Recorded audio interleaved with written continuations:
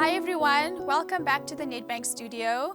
I'm Nisa Devnath from Group Compliance. Today I will be facilitating our conversation with Charlene Houston from Nedbank Insurance, and we're going to be asking her the questions that you sent in on insurance.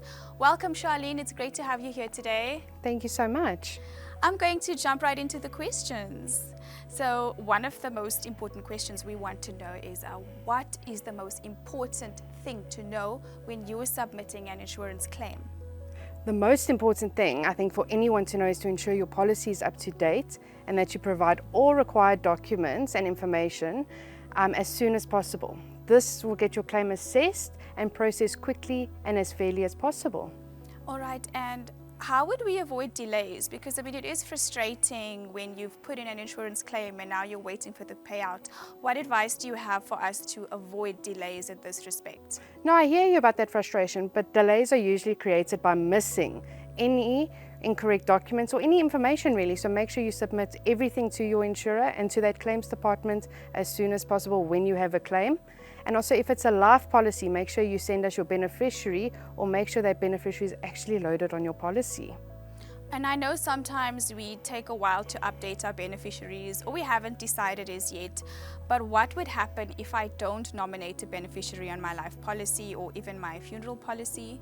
Thank you so much for that question. I think if you don't nominate your beneficiary and you lose a loved one, there's quite a process then that will actually delay the claim because you have to go to the Master of the High Court and actually get additional documents.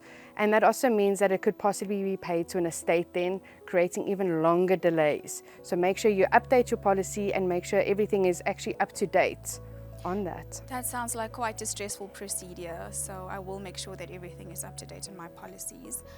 And how would you know what your policy actually covers? So you should get your policy via email or post or whatever your insurer communicates with you.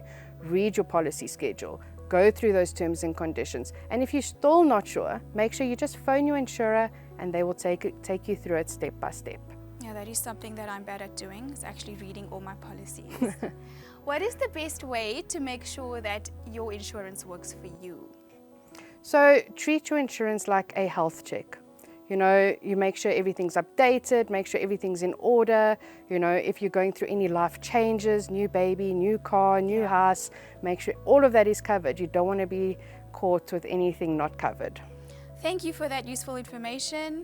To the viewers out there, if you found this useful, please don't forget to subscribe. Follow us for more expert advice and updates. I'll see you next time. Goodbye.